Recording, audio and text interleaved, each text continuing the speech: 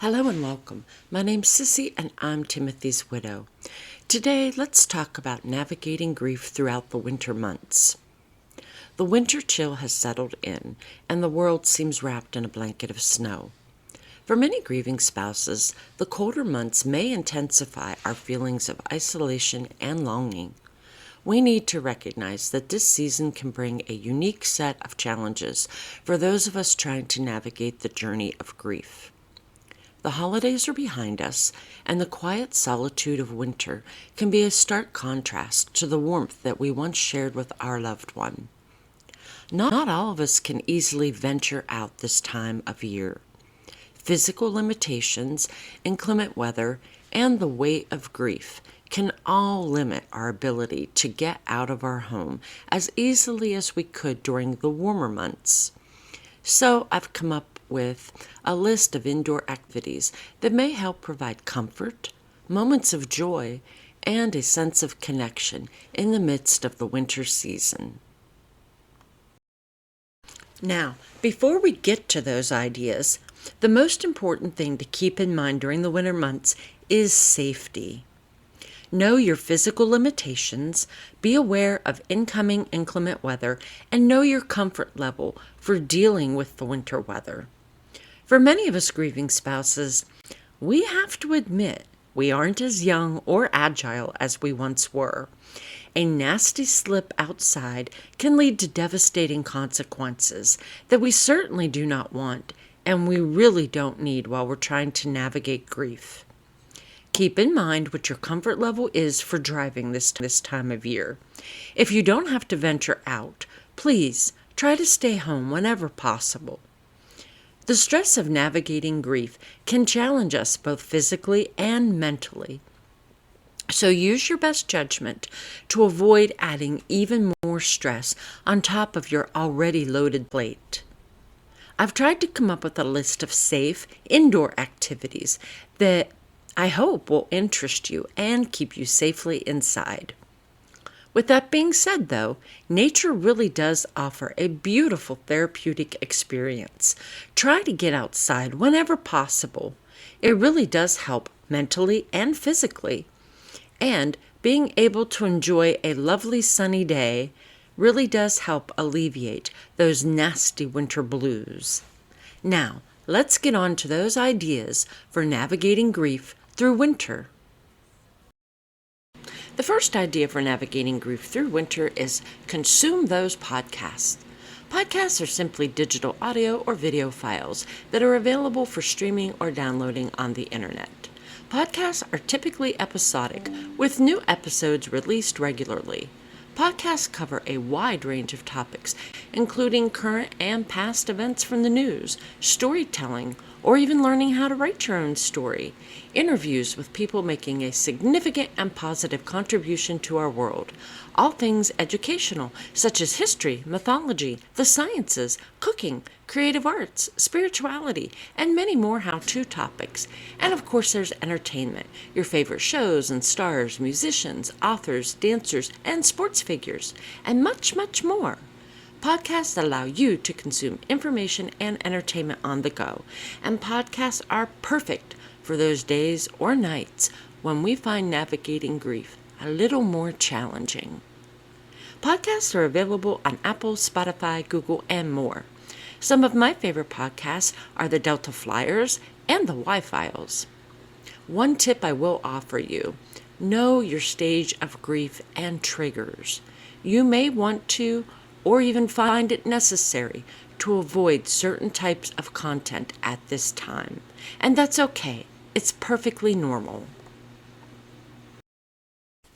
If the idea of crafting classes, tutorials, and community engagement sounds exciting to you, then the next idea for navigating grief through winter might be a perfect fit.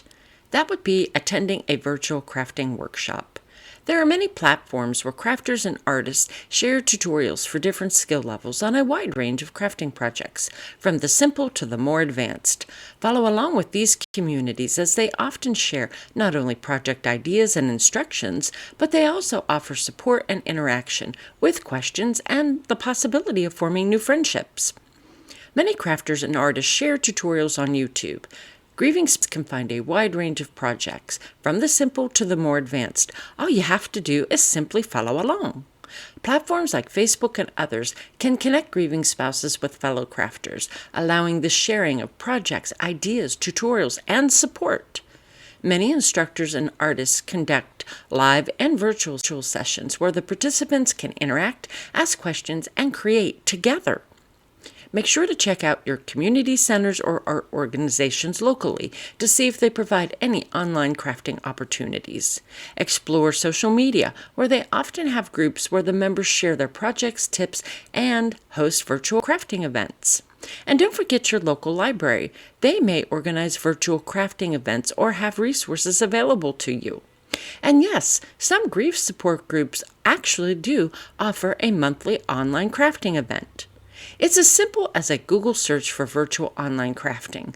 Be sure to look for resources that align with your personal preferences and skill levels. Engaging in virtual crafting can be a therapeutic and fulfilling activity for grieving spouses. It provides a creative outlet and a sense of accomplishment. And some crafters even discover a project that they are not only great at, but they can actually sell and earn a little money from. The next idea for navigating grief through winter is perfect for the musician or the musical lover, and that would be virtual concerts and performances. There are many artists and organizations that will stream performances so that you can attend a virtual concert or live performance from the safety, warmth, and comfort of your own living room during the winter months. A simple Google search for your favorite type of music, band, orchestra, or performer will soon have you listening or watching your favorites. Engaging with your favorite music or artist not only brings emotional solace, but it could also offer unique benefits to your body during the grief journey. The harmonious sounds of music have the potential to evoke positive physiological responses, such as reduced stress levels and increased relaxation, which can contribute to an overall sense of well-being for grieving spouses during difficult moments. The next idea for navigating grief through winter is perfect for the artistic grieving spouse, and that would be to explore online art exhibitions and galleries. Many artists and institutions showcase their work through online platforms, allowing visitors to explore their collections from the comfort of home. Check out museum and art gallery websites, both local and international. Look for event listings on social media and online art communities. Consider joining these online communities and forums where members share information and recommendations. Check out the websites for your local college and university art departments. Some educational institutions organize virtual exhibitions featuring the work of their students and faculty. Investigate art magazines and blogs. These publications may highlight and review virtual shows. By exploring the digital space for the art enthusiast, grieving spouses discover a wealth of virtual art experiences that align with their interests and preferences. Virtual art exhibits can offer a meaningful and enriching way to engage with creativity and find moments of reflection and inspiration.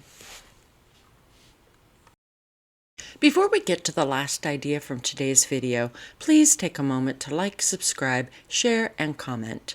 Your interaction really does help my channel to grow, and you never know when your comment might help another grieving spouse during their darkest moments.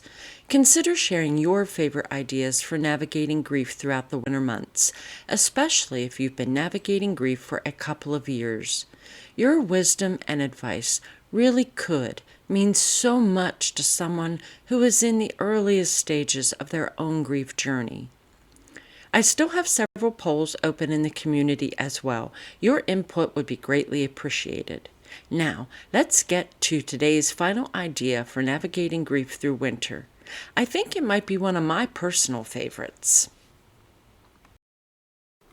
And this brings us to the last idea for navigating grief during the winter months, and it is perhaps my favorite idea right now. That is hosting and cooking a themed dinner or meal. This is perfect if you still have children living at home with you or if you have single older neighbors or friends. So what is a themed dinner or meal? Well, the concept is simple. You pick one, maybe 2 nights a month, maybe a Saturday night or a Saturday afternoon if you prefer to do a luncheon. Then you either offer to host and cook a meal at your home or help participate at a hosting neighbor's house. If you still have children at home, this is a great way to engage them in not just picking out the meal, but in getting them actively engaged in the planning, prepping, and cooking stages.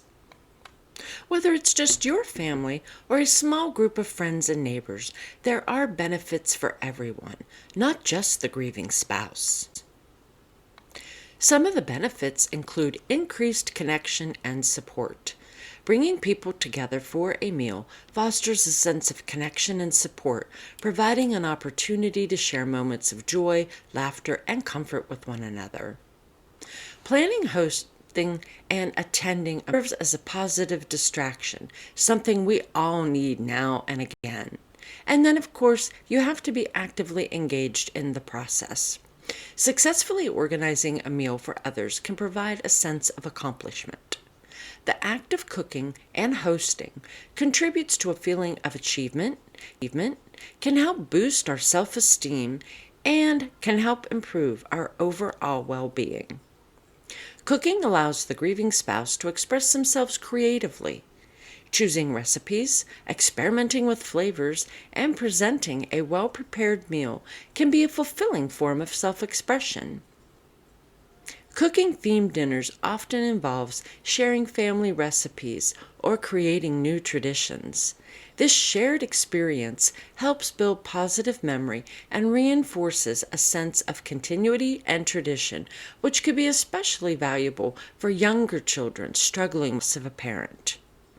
During the winter months, a home-cooked meal can provide physical warmth and comfort. The aromas of the food and the act of gathering around a table contribute to a cozy and inviting atmosphere. Hosting a dinner for neighbors, especially those who may be single or elderly, can help strengthen your community bonds. It creates a supportive network and fosters a sense of belonging for everyone involved. Cooking for others is a tangible way to express care and consideration. Grieving spouses can demonstrate their love and support through the act of providing nourishing and thoughtfully prepared meals. Sharing a meal creates a conducive environment for conversation. It allows for open communication and the opportunity to discuss feelings, memories, and experiences in a comfortable setting. A cooking-themed dinner can also help bring moments of joy and celebration, even during these challenging times that we're living in. It can help provide an occasion to celebrate life, connections, and the simple pleasures of shared meals. The goal is to have a meal at least once or twice a month together, if at all possible during the winter months. Rotate who decides on the dish and the theme of the dinner.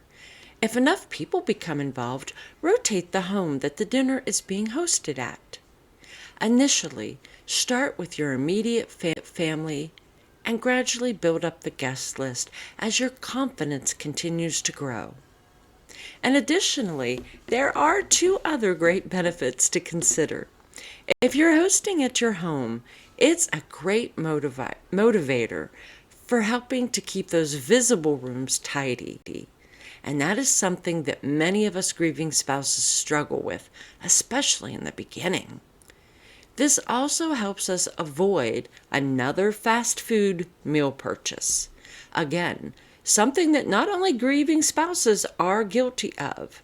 Often the single person or the person opts to choose for fast food over cooking at home. Overall, hosting a cooking-themed dinner for family or neighbors offers not only practical benefits in terms of nourishment, but it also gives us emotional and social benefits that can help contribute to the well-being of not only the grieving spouse, but also those that they invite to share in the experience. Whether it's laughter mixed with tears and flour on faces or spaghetti sauce on their shirts, these meals and moments can prove to ultimately be some of the most valuable and important therapy sessions for both you and your family and friends. As we navigate through the winter months, it's essential to not only extend and receive compassion and support, but to remember those who may be lonely, such as our neighbors, friends, and even other family members. Today's video helped us explore a variety of safe indoor activities tailored to comfort and solace, not just for grieving spouses, but also for those who we have connections with. From virtual crafting to sharing home-cooked meals with one another, each idea is a gentle reminder that healing can take many forms. Just in the way that you decide to use these ideas, either by yourself or inviting others to share, the way that you use them can also take many forms. As we navigate this winter season and our grief, let's embrace the warmth of connection, creativity, shared moments, and maybe even new friendships together. I hope these activities not only give you ideas to help you on your journey through grief and this winter, but I truly hope that one or more of them can help bring you a sense of peace, joy, and the assurance that you are not alone on your grief journey. Winter may be cold, but the bonds we create can bring a comforting warmth to our hearts. I've been Sissy, and I am not only wishing you much hope, light, and love, but I am wishing you strength, comfort, and moments of gentle healing. Until the next time, my friend, take care.